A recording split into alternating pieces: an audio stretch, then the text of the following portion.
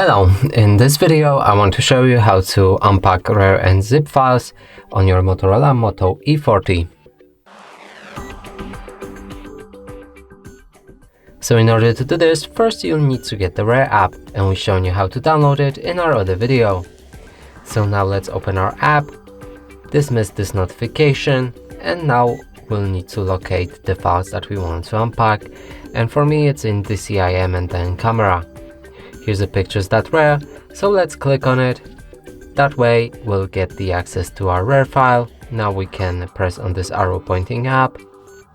Here we can extract it, and there's extraction options. So change any of the options and click on browse to choose the destination where to unpack these files. After everything is set, click on OK. Now the files was just unpacked. Now we can also find them, and I unpacked them in the movies, and here they are.